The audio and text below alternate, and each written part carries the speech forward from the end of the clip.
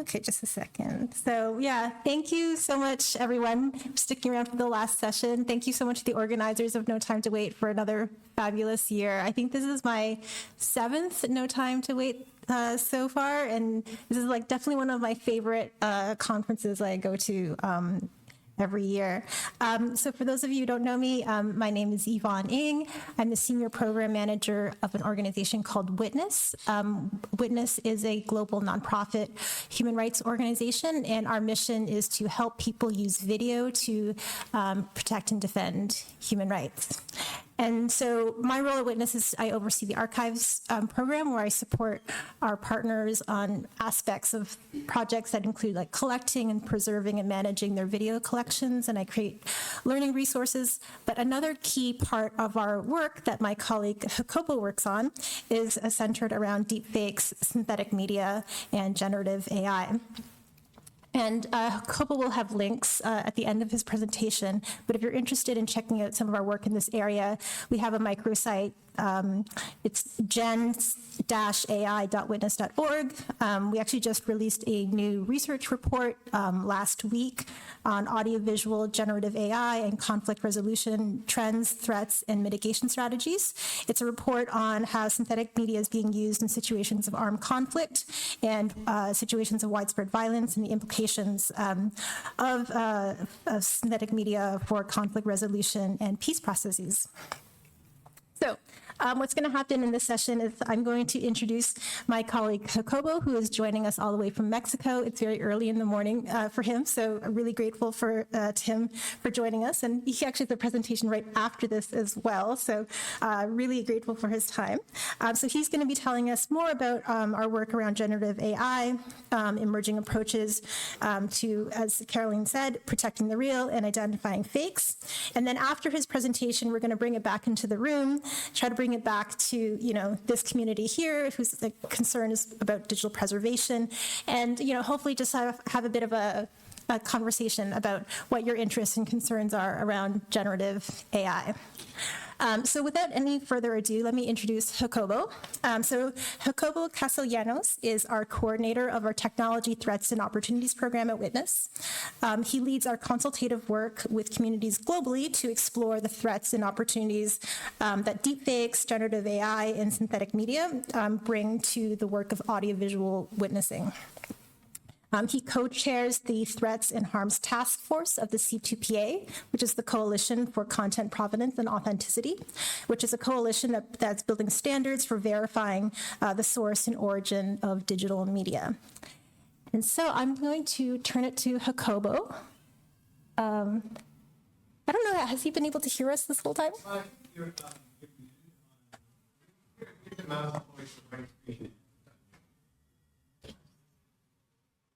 Oh, and then.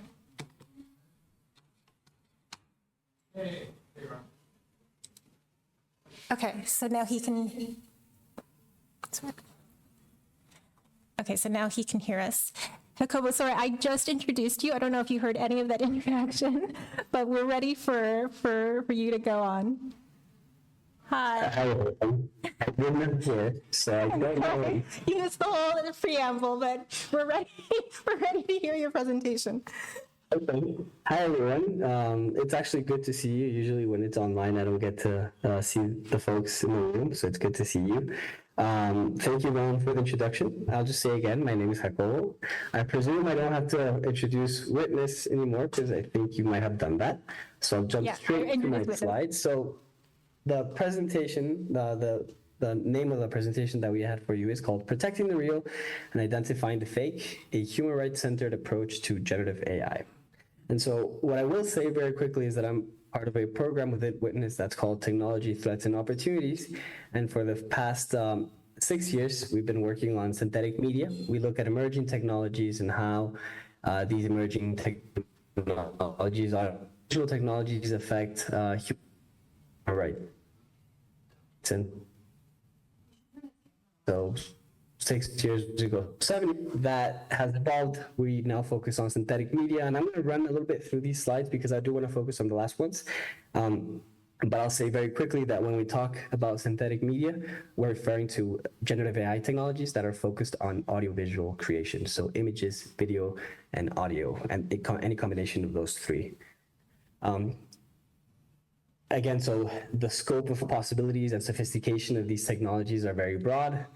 From technologies that are super simple, where you just upload a picture, like the one on your left, I believe, this one right here, where you just upload a picture and it makes it move within an application.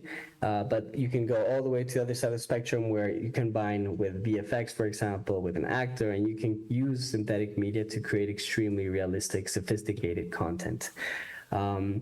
I won't put those examples again because I do want to focus on the last slides, and I presume a lot of you already know a lot of this information. In terms of what's possible, I've put some examples here. We can remove objects and subjects. This we can do with our phone already, but in video we can do it through applications like Runway. It may not be too clear in this video, but there's a soldier that is being removed just by highlighting that soldier. We can add context in images throughout painting, for example. This is through a tool called DALL-E from OpenAI that is no longer available. But before, you could add context around an image that was real. You could just put a prompt and add context around it. We can edit features. This is from Adobe Photoshop and is fairly old. This is from 2021, where we can change the size of the eyes, the age of the person, the hair, again, just with a couple of clicks with your cursor. We can do content animation. Again, these are fairly older examples, just to show, again, how long this has been with us and the evolution. I'll get to the evolution of this in the next couple of slides. But here what's happening is that we have a source video on the top left, a person that's moving. The tool captures this movement, and then you can superpose different persons, different things that you want over that pose that is being detected. We can style live feed in near real time. And this is actually interesting because real time styling is not yet that easy or possible. Here we're using a tool called Laura, and we have a former colleague of ours, Raquel, who is in the top left corner of that video. And in almost real time, she is changing or styling her video. This is interesting as we combine it with different technologies like 5G, the styling in near time, or making deep fakes in real time may be more and more possible or easier to do. And we can essentially just generate anything, right? Here I put just an example of creating maps and satellite images of a city that does not exist, but we can also create fake people, fake animals, fake rooms. We can do an endless amount of things with synthetic media tools. But beyond what we can do, as I mentioned, I'm not going to cover the scope of the possibilities. I do want to highlight the evolution, the speed of these, of how these technologies evolved. And here I have an example from Midjourney. This is one of the more popular image generators that we have. This is it's a paid tool in this case, and what we're seeing here is the evolution from March 2022 to February 2024. So that is in less than 2 years. 6 versions of Midjourney came out. Here we can imagine the prompt being something along the lines of a small girl smelling a flower, right? And we can see the first version, the image, the quality, the idea is not that clear. And then again, it just evolved real quick. And a year, 11 months later, we got this image right here, which is extremely good in quality, very sophisticated, very clear, very relevant to the prompt that is being proposed. And the same applies to video, for example, and audio. Here we have an example of a video. The one on the left, I will put play here, is from a tool called Fenaki from Google. And they put this prompt right here. And let me play this for you real quick. Here's one where the side view of an astronaut who is walking through a puddle on Mars. The astronaut is dancing on Mars. The astronaut walks his dog on Mars. The astronaut and his dog watch fireworks. So all of that happens here in a way that... There you go. So the prompt reflects what we see in the video, but it's always very weird. It feels like, it's very clear that it's obviously not captured original, that it's not an original footage or not synthetic footage. But the sense of it is already captured in this video. But then just 2 years later with Sora, and this is from OpenAI, Sora is a video generator that is not yet publicly available. They put this prompt right here, and this is a GIF, so you can already see how it looks. It looks extremely realistic. And here, what's worth highlighting is not just that the quality improved in 2 years significantly, but also the outputs could be longer. You could create videos that are up to a minute long. Before you could make videos of 3-4 seconds. And also the context window refers to what information you provide the tool to use as a reference to create the output, has also increased significantly. So the possibilities are broader and broader. And with audio, I'll just say something real quick about audio. Audio, we are at a point where we really cannot detect what is real and what is not even with computational technology. So, it's just interesting that we may be crossing that threshold where synthetic and organic may be completely blurred, unless, we come up with non-perceptual mechanisms to understand the content that we're consuming. In terms of the trends in the development of audiovisual, generative AI, synthetic media technologies, there's a couple of elements that we've highlighted because of how they shape the ecosystem, and also because they help us understand what's happening, but also how we can prepare to mitigate harm, but also to leverage these for different purposes. In our case, we're thinking about human rights protection, of course. So a couple of elements that I'll highlight: commercialization, commoditization, that one's hard for me to pronounce, and accessibility. So, the fact that it's so, this combines with the second point, ease of use. The fact that these tools are so easy to use. In many cases, you just have a bar, like in Google search, and so you go through, you have web access in many cases, and so it is very, very simple to use. That has implications on how the technology is used and how it is diffused as well. The speed of creation is very important. You can create in very short amount of time a lot of content, which leads to the point number 4 on volume and variation. And the 4 combined, I think, and actually with the 5th one as well, multimodality, I think all of these elements combine to create one characteristic that I think is particularly interesting and relevant, is that we can create synthetic histories and synthetic realities. This is a concept that is being used more and more now, I think. The idea that we could almost rewrite history, so to speak, rewrite the past and rewrite the present as well, because we can create so much content. We can create videos and audios and text and images and combine all of those to create something that a synthetic reality, which I think is one of the things that worries me, but it's also extremely interesting to consider. Openness is one factor that we consider a lot. I've worked before in the open source movement, and the idea of free culture. In AI, it has certain implications that leaves me wondering to what extent or how we manage openness in AI. I'm not going to get too deep into that. I'm just mentioning a couple of elements that may be relevant.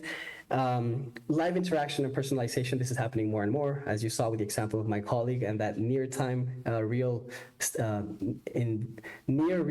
stylization of the video. So we can imagine, again, as we think of, for example, internet and broader bandwidth, we can have video conferences where a deepfake is happening in real time, and not just in audio, but also in what we're seeing.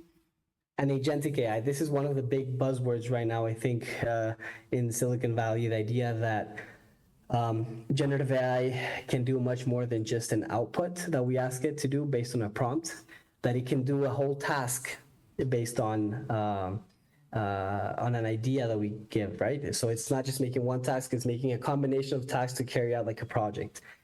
This, as far as I know, is not something that we're close to yet, but it's something that is definitely being considered and already commercialized, at least as an idea. And it's part of this hype that is also around these technologies. All right, So the reason why we're interested in this, so synthetic media affects the landscape in which we operate for many reasons. Sexual and gender-based violence has been the most clear way in which these technologies affect and create harm. But I want to focus on these two areas right now, on disinformation and erosion of trust, because I think that we could combine them, and it also reflects an area that we have been working a lot on at Witness in general. They fortify the truth. So I think Yvonne at the start of this presentation talked a little bit about how Witness and what we do, of the sense that we need to fortify the truth, because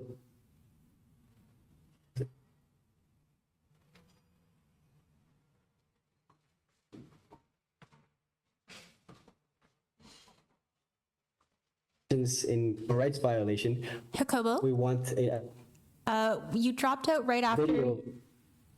Can you hear me?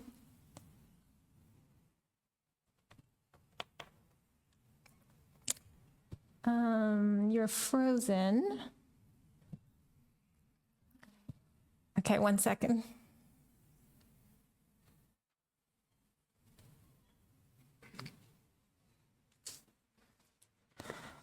Hi, Jacobo, are you there? Here, can you Yeah, hear okay. me? So, yeah, we lost you right after you started. You had talked. You said you introduced the disinformation and erosion of trust, and you just talked. You were starting to talk about fortifying the truth and like that. Yeah. Okay. Yeah, so we're thinking about, for example, if a video that is captured proving a human rights violation, we want that video or that image to be useful, either for legal processes or for social, court of public opinion, so to speak. And so we need to be able to determine that this is true, right? And so in the context of disinformation, in the broader context of disinformation, this was already complicated. Now with synthetic media and generative AI in the mix, it gets a little bit more complicated. And so in terms of what's happening with disinformation, I'll just share a couple of brief examples about what it's being used, or in what ways it is being used to spread disinformation. Over the past year at Witness, we've focused in elections. We've used the example of elections to understand how synthetic media is being used for disinformation. And here I'm just pointing out to 4 very specific general categories about how it's being used. So it's being used to deceive, right? The top bad example we have, it's one from the Taiwan election, where the presidential candidate was an audio deepfake, synthetic audio was created of him supporting the opposition candidates, right? To give the sense that he was actually supporting them and have his supporters support the other candidate. It's being used for impersonation. This example that we see here is from Venezuela. They used a tool called Synthesia to create avatars of journalists that don't exist.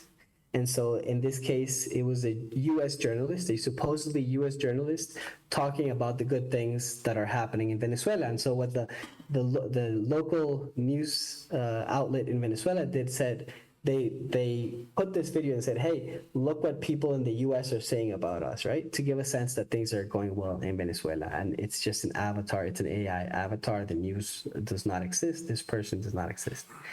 To shape narratives and to shape frames, we saw a lot of this to create, this connects to what I said before about synthetic realities. In a way, here in the context of the US elections, we saw a lot of synthetic media being used to push further the narrative that Joe Biden was too old to be running for president. And again, as I mentioned before, gendered disinformation and sexual gender-based violence, it's been by far the biggest harm. Witness organizes consultations in different parts of the globe, and always sexual and gender-based violence comes at the top of the ways that this is being harmful. But to connect it to disinformation, the example that we have here, right here, is of Pakistani and Bangladeshi politicians. They edited the pictures with synthetic media to make them be wearing swimming suits, because in their context, that was considered to make them look bad and could affect the way that voters perceive them, and so to not vote against them, right? So here I'm covering just this information, but the other aspect of this is erosion of trust, and it connects to the fortifying the truth. We're also at a point where this idea that we're past post-truth because synthetic media is so good is being spread more and more, and there's a lot of hyperbolic discourse about what synthetic media can do and what it's actually doing. In the context of elections, for example, there were many people that were talking about generative AI being the basis to destroy democracy because people would no longer know what is true. And so there's a lot of hyperbolic discourse. Some of it reflects actual what's actually possible. A lot of it is just hype. But yeah, what has been happening is that we have this discourse that we can no longer believe our eyes and ears, right? And so what this means is that not only is trust eroded, no longer do we not know what's true or not, but it also gives actors plausible believability and deniability.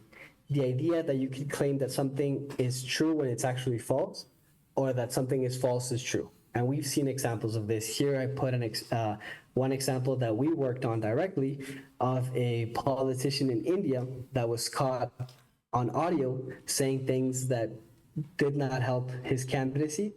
And he came out and said, hey, this is completely fake. You don't believe this audio. You know, look what they did with Drake. There was a deep fake of the singer Drake at the time.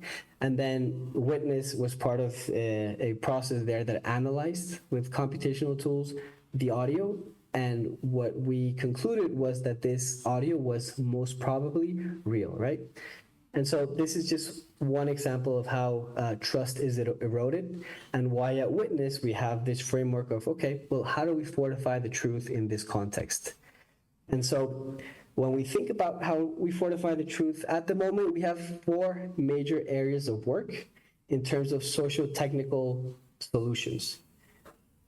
These are content credentials, watermarking, fingerprinting, and detection. Before I get to those, the analogy that we have is that we think that if the way that we consume digital content online is similar to eating food where we have access to the recipe, what ingredients were used, how it was made, where it was made, then we would be able to consume content online in a way that gives us more certainty about what we can or cannot believe. And then I put a little asterisk there with the UX, because obviously UX is a huge important factor of this, in the sense that we know from previous examples in Europe, for example, the GDPR was a great example of how, you know, giving users more information is not necessarily the solution. But what we have been working on is the sense that we need to capture this information anyway, and then have ways by which we could share in different levels of interaction the information that users need, right? And so the first one I'll mention real quick is content credentials. Content credentials is the commercial name for the standardized way of capturing verifiable metadata. So I know that in your archival work, I presume you work a lot with metadata. You may know that this metadata is not always verifiable. It doesn't always give you a lot of certainty because you can change it, you can edit it, you can delete it. So what these content credentials do is create a mechanism to capture this in a way that if you change it, there's a trace of the change you make. And so that way you could have, in theory, if this is captured well, you could have information, metadata that goes across the workflow of an image, video, audio file that you're seeing, right? It will tell you, hey, you created this image with OpenAI, or you took this picture with this camera, and then it was edited in Adobe Suite, and then it was published on this site. And so the user, in theory, would have access to that metadata to be able to determine whether or not this is something that they can believe in or not. I'll talk a little bit more about this in the next slides. Watermarking, by watermarking, we mean visible watermarking or invisible watermarking. So visible watermarking is anything that you see here, like in this slide, I put generated with ChatGPT. That is the visible watermark. Lots of questions around it, especially how reliable or resilient it is. Invisible watermarking is when you add, when you embed to the image certain aspects that can help you later through a tool pick out that watermark, invisible watermark, and tell you, hey, this came from this tool, or this came from this source, right?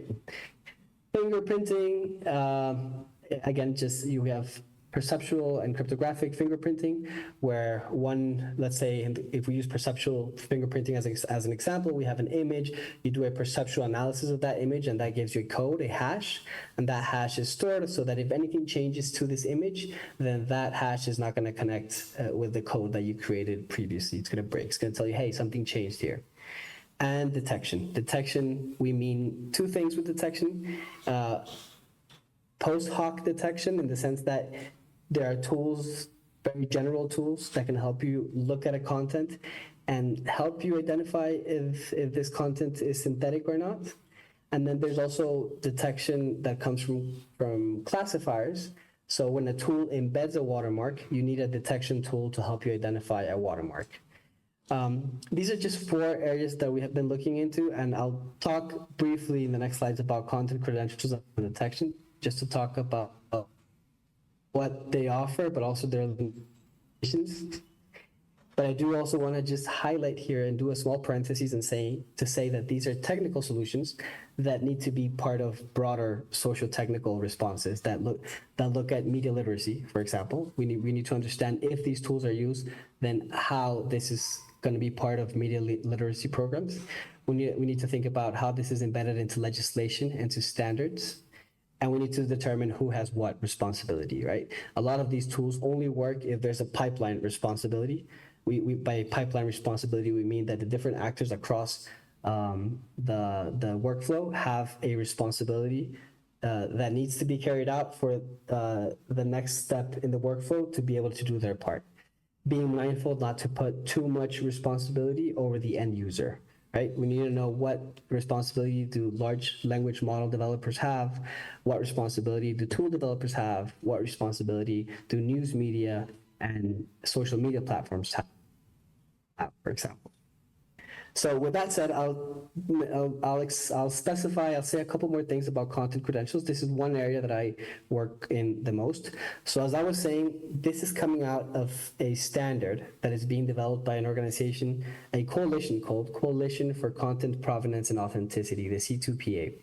And so the way that it works is that this metadata that is captured is cryptographically hashed to the image, video, audio file, and that is cryptographically hashed as well to a signer. So it needs to have someone that vouches for that information. In the latest version of the specifications of the standard, the signer can only operate at a hardware or software firmware level. It cannot be just one person, which means that a lot of the responsibility about what's signed there is going to rely on developers of tools, of hardware, of cameras, for example, which to a certain degree offers some possibilities in terms of certainty, right? But it also means that not everyone may have access to this. If you're a smaller tool developer, you may not as easily have access to these content credentials. Just for you to get a sense of what's already happening in this space, you can already, if you make an image with OpenAI, that image is already, or whatever content you make, it's already going to have a content credential that you can analyze through a tool that gives you analysis of that metadata. The same is happening with Adobe. Adobe is already doing this. This is a Leica camera that also already allows you to capture this information. And there are some social media tools that are already allowing you to present these verifiable credentials. In LinkedIn, you may have seen this icon at the top left. It's a CR. That means that it has verifiable metadata, but it's been gaining a lot of traction. A lot of social media, all of the major big tech companies are now part of the steering committee and they're incorporating it. And we believe that it may offer some solutions in terms of fortifying the truth because it gives you this verifiable metadata, but it also comes with a lot of cons, right? And so I'm hoping I can share these slides with you later, but I'm not going to go over them. But there's two main areas that we're concerned about. One is privacy, one is accessibility. In terms of accessibility, as I said, because the signing of the content happens at a hardware level, that means that we need to make sure that everyone that needs to be able to create these verifiable metadata needs to be able to access these content credentials, and they need to be able to be part of this trust list, which is not necessarily going to be an easy process. And then there's also issues around privacy, right? We want to capture enough metadata so that people can believe in the content that they're seeing, but not so much that their privacy may be compromised because the information that is captured could put them in danger. And so we also have to think about how a user can retain control of their information. In terms of detection, and I'm going to finish with this, I hope I'm still on time. Detection is a great way to identify if content is organic or not. The issue with detection tools, and I mean generic detection tools that don't look at watermark but just analyze any image or video or audio, is that there's a lot of technical limitations. And I put this image of a cat and mouse because it's kind of a cat and mouse game. The detection tools improve, but the image generators, the video generators also improve. And then the detectors improve, and then the generators improve. And so it's always kind of like a catch game where the detection tools are not ever going to fully catch the generators, but they might give you a sense of they might be sense. If you use several tools and if you combine it with other tools, they might give you a sense of its origin. And here on the ran the video, we downloaded it from YouTube and we ran it through this tool. The tool said, hey, this is a deep fake. So that's great. It worked. But then, however, we just compressed the video. We just literally compressed it and then ran it again through the software, and it told us, no, hey, this is a real video, right? And so it just gives you a sense of why these tools fail. A lot of the times these tools are designed to work in best case scenarios, but not in real scenarios that may be relevant for journalists, for example. For many other workflows, it's often that we don't have the best video, the best image, or the original one. So we have to work with whatever we have. And the example on the bottom, it's the same. So the original image is the one that you see on the first image. It's just the one on the bottom right. And then we added context throughout painting. Just put add smoke. For a detector, the detector said, hey, this is real. It couldn't identify that what was real. The only part of that image that was real was the bottom right. Everything else was fake. And so these tools fail. But even if fail, there's another, and so at Witness we talk a lot about detection equity. What we mean is that these detection tools need to be available for those that need them most. We're not so worried if the New York Times doesn't have access to them because they'll find ways, they have the resources, but it's not the same for local journalists in a smaller country. And so Witness has this program that's called the Deepfake Rapid Response Force. And what we do is that on the one hand, this is led by my colleague Shireen, she's gathered computational experts and forensic experts. And then on the other hand, we've made some partnerships with local journalists. And so the way that this task force works is that we receive content from local journalists who tell us, hey, we don't know if this is real or not. Running it through these publicly accessible tools is not enough. We need to have a deeper computational analysis. So they send it to us, we work with the media forensics, and we offer an analysis based on the detection tools. And we say, hey, this may be real, this may be synthetic, this may be partly synthetic, partly real. And this has been a pilot project. It's no longer a pilot project that we run, but essentially what's behind this is the idea that we need to make detection more accessible to those that need it the most. And so with that said, I want to finish with this last sentence. I feel like this last slide, I'll try to summarize. So synthetic media is changing the information ecosystem. We no longer know with a lot of ease what's real and what's not. And we have these technical solutions. None of these technical solutions are silver bullets. And so as of now, the approach that we've had is, okay, maybe each one of those will not be the silver bullet, but in combination, they can give us a clear sense of what's happening in the content that we're seeing and in the information ecosystem more broadly. And so we have a toolbox approach. Let's think about how we include content credentials in our work or the role that they have. Let's consider watermarking. Let's consider fingerprinting. Let's work on detection. And with that, I finish. Thank you very much. I've left here a couple of resources and further reading that I hope to share with you later. Thank you so much, Kobo. Yeah, so amazing presentation, a little bit scary. So we have some time for some questions and comments, but so we will have time to sort of talk about maybe have your comments about how this might be relevant to sort of this digital preservation community. But while we have Jacobo, I would just want to start to open up for any questions specifically for Jacobo about his presentation or about the work that he's doing. So we'll do that first. Are there any questions? And maybe, Jacobo, if you want to stop sharing your screen and we'll pin your picture. There you go. Thank you so much, Jacobo. This was really excellent. I was curious to C2PA. Do you know if there's also use cases considered with archival collections? For instance, are there digital asset management vendors also part of this consortium? Thank you. You're muted. Yeah, thanks. So we have another colleague at Witness who works with Yvonne in archiving, whom I've had a couple of conversations about the potential of C2PA for archiving. And so she's worked a lot with Tainaka, and Yvonne interrupt me here if not making sense. But we've talked about, okay, well, how easy is it to incorporate C2PA into Tainaka, for example, which is a content management system, I think is the way to describe it.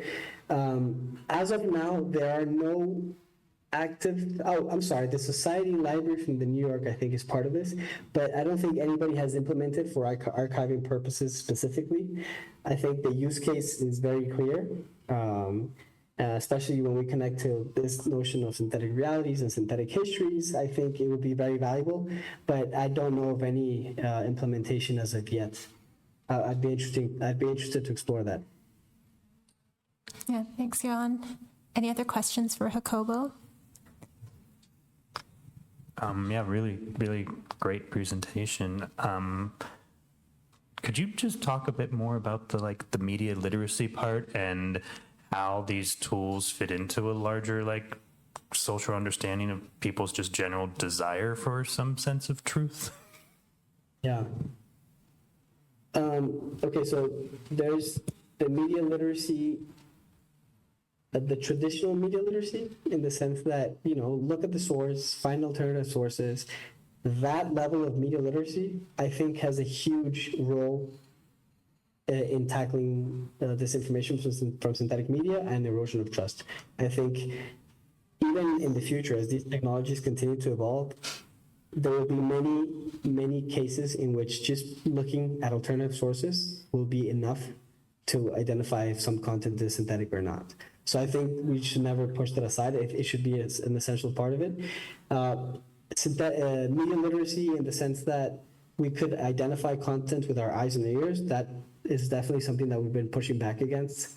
Before they used to point at the hands, the generators would make 6-7 fingers, and they tell you, hey, look, if you want to know what's synthetic, look at the hands. That lasted for 2 months, and then they made perfect hands. And so that's not a good idea. And then the third aspect of media literacy is how we include these technical responses that I talked about into media literacy. And it's actually very complicated and it's very nascent. How do we incorporate content credentials, C2PA, into media literacy? The tool is still being developed. And so UX is constantly part of those conversations. But I think we're just at an exploration stage. At the same time that synthetic media is already being more and more pervasive. So it's, we're trying to come up with a solution at the same time that the issue is already out there, but it still should be part of media literacy. I hope that responded a little bit. And we have another question, David. Yeah, I was asking myself, I guess these generated images still are sourced from the internet, where the artificial intelligence kind of uses as a base for their knowledge. Wouldn't it be possible to, on the other hand, create an AI which then traces the sources, the images back to the original images where parts were taken to combine the fake image? Or am I being too naive? Did you get that, Jacobo? I did not capture that. I think the question was like, if is there a way to trace, like the source of these images are coming from like the internet and stuff. That's what the models are being trained on. Is there a way to train a AI model to figure out where and how an image was constructed? Is that the question? Like where all the pieces that went into making an image? I think that was the question. Like a reverse, like reverse image search for deepfake or something. I don't know if that goes into explainability and the black box that AI models are. If that worked, then we would have a response to that. But I know that that's not currently possible. There's a lot of push to try to have some explainability behind these tools, but we're not there. I know that we're not there. Yeah, I mean, I don't understand how these models work exactly, like these diffusion models that are used to create these realistic images, but like the way that they're generated, I don't know if there's a way to go backwards. Is my understanding. Yeah. There's an interesting example that I came across not too long ago about the fact that we cannot explain it gives us some limitations about where it's used. So I came across an example of this being used in healthcare. This is beyond my area of expertise, but doctors were not inclined to use it because there was no explainability. And so, if we had some explainability, I think that the use cases would be a little bit more safeguarded, but we're not there. Yeah. Yeah. Any other questions for Jacobo? Peter? Might this spark a black market for non-fingerprint material and like LLMs that have been trained without watermarks? Could you repeat that question? Does this create a black market for LMs that will create deepfakes that are not watermarked? Yeah. Yeah, and this is the issue with open source AI. And this is the big debate that's happening. And so OpenAI, the company, will tell you, hey, we're keeping it close because we're protecting from misuse and abuse. And then others will tell you, no, but we need open source AI because it's more accessible, more people control. But the fact is that I think it's a little bit more complicated than that. I think you could have democratic control of a tool that is not necessarily openly available. But the fact is that, for example, if sexual gender-based violence is the biggest harm coming from these tools, with open source AI, we have more control over that. All of the tools that I mentioned, content, credentials, fingerprinting, watermarking, will not work with open source AI. And so, I'm not, this is not to say that open source AI is not good, but it's just a reality. Like the tools that we're thinking about right now won't work with open source AI. Yeah. Any other questions for Jacobo? Okay, so Jacobo, One more? Okay, one more. A social one, actually. If this is a race that we can't really win, technically, wouldn't it actually be an incentive for humankind to maybe just be nicer to each other? It may be like it's not as stupid, because if we really completely lose control over things, we might have another incentive.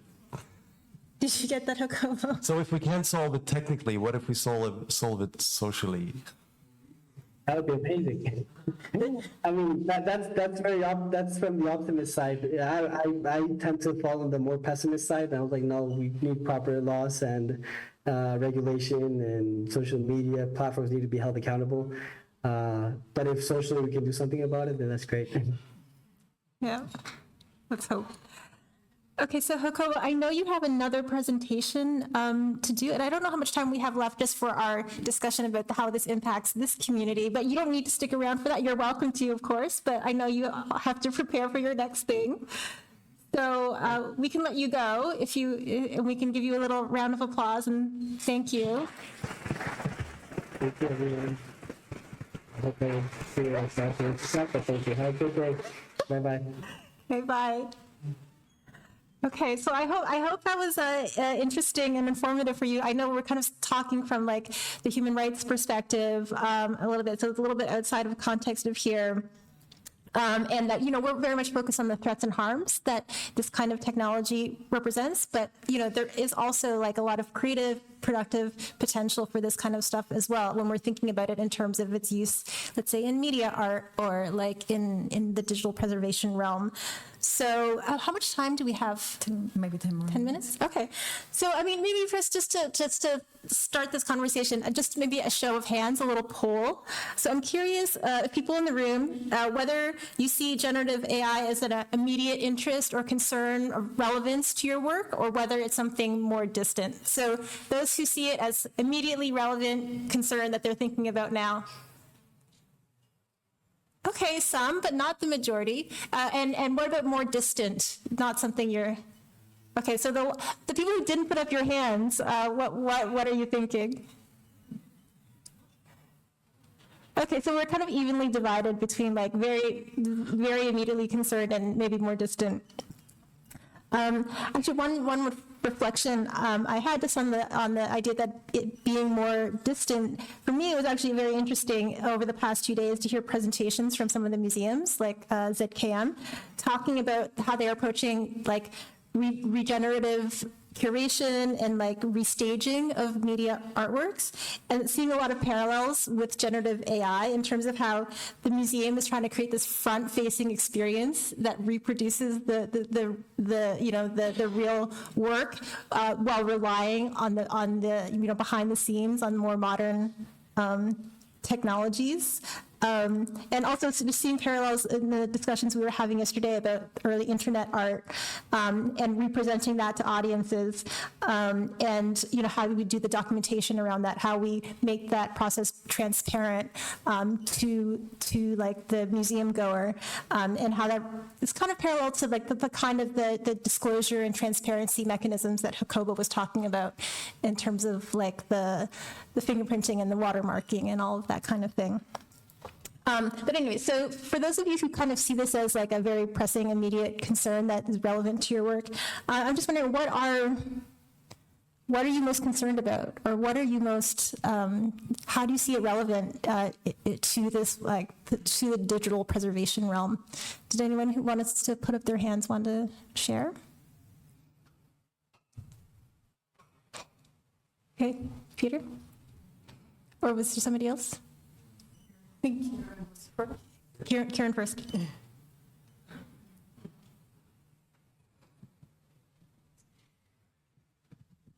It's probably just something as basic as like trust with your the people who use your services. Like just as something. Like, all it takes is one article to come out where you receive what should be a trustworthy, authentic record, and there's like a gotcha moment. This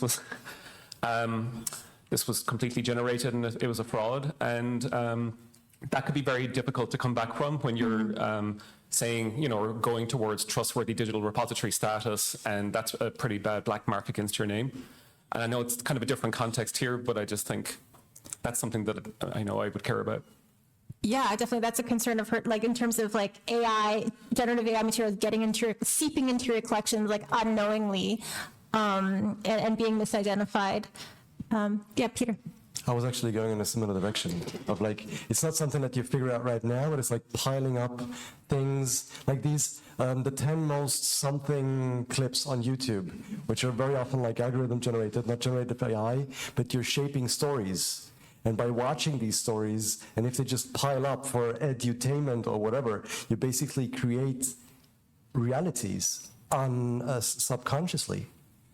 And at some point, it's like, blah, blah, blah, says who. And that's what we archives are for, as like the keepers of what we think is like a reference. And then we don't know. And it just got like, we didn't realize it already has been forged. Yeah. Yeah, what other concerns do people have? So, yeah, in the back there. Kind of similar thread in terms of bringing in new collections. So I work at the State Library of New South Wales in Sydney, and we actively acquire digital photographs. And it's been a journey to train acquisition staff on how to identify whether those photographs meet our technical specifications. So I'm just thinking, well, do we now need to think about checking if it's AI generated or not? So it's kind of another level of technical skill that we'll need to develop and then potentially train our acquisition staff in. Yeah. Yeah, so like just like introducing any new format or any new type of medium, like developing all of those new protocols, all of that stuff all over again to deal with this new form of media, how we describe it. I mean, do people have concerns about, their collections being used to train these models? Is that a concern? Or on the flip side, is it important for you to make sure that archival collections are incorporated into these learning models to make sure that these models are a bit more accurate and a bit more representative? Do people have thoughts on that? That's where my head was kind of headed there, thinking about collections being used to train models, as you were saying. And there's such a push within collecting institutions to put more and more of their content online. And how do you kind of grapple with that push to do that, and also to make things available under some sort of open license, and having your collections being used potentially in a harmful way? Yeah. Yep.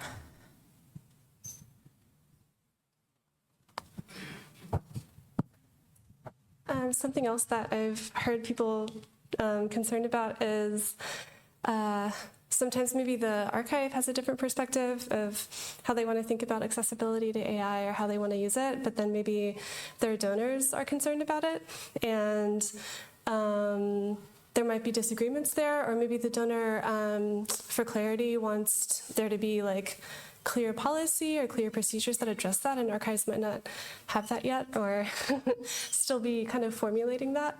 I think that's another concern that's interesting to reflect on. Yeah, so thinking about like the access and use of like donor material content that's in your collections, and like do you care once it leaves your archive how your users are making use of the materials that they're accessing, whether they're using it for generative AI purposes or malicious purposes. What about like in terms of media literacy that Jacobo talked about? Do you think, as museums or archives, maybe some people work in libraries, like is there a responsibility of this community to play a part in that media literacy work? Like you're saying, you're nodding yes. Oh, do you want to talk into the mic so that people can?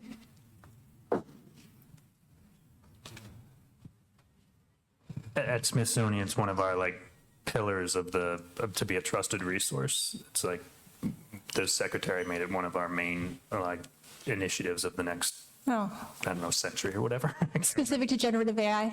No, just I don't think that was I'm sure that was on their mind, but that is just something that is a requirement of being in, because it's like a museum / educational place. So yeah. But yeah, I think it's a huge importance. I mean, if it's kind of if not here, then where? Yeah. So there is this, we've been talking a lot about how AI can be helpful for cultural institutions, for annotation such, but this sort of taps into what the cultural community can do for AI. So to make it, to open the doors to discuss and make audiences more AI literate, but obviously they can do more. They can participate in making sure that there's open source alternatives to closed models, or make sure that in the, using the right imagery when we talk about AI. So there's this initiative, Better Images of AI, that I think is super helpful. And I think cultural organizations should be also, working on many levels for culture for AI. Yeah, thanks. I mean, one thing you mentioned in the beginning is like the use of AI within archival institutions. And so another concern that I've heard raised is like the impact on archival labor, right? So like when there's like tools that can do description or, like how does that impact our jobs? I don't know if that is, has anyone been thinking about it in terms of that? I mean, does anybody have any thoughts in terms of like creative or like positive potential uses? And okay, Sarah.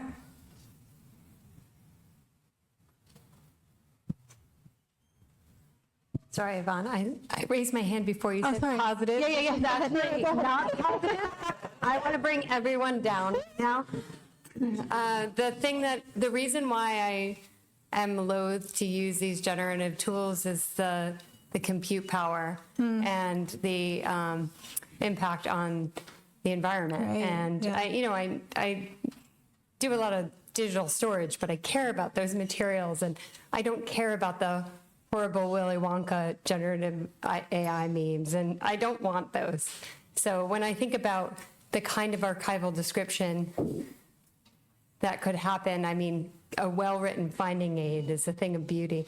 So, it may happen. It could be maybe at like the item level that we'll never get to because of MPLP. But, I guess I'm just thinking, I do worry about in the rush to try these tools, we're normalizing using something that's not great for the planet. And we all need this planet. Yeah. We'll take one more before we have to close.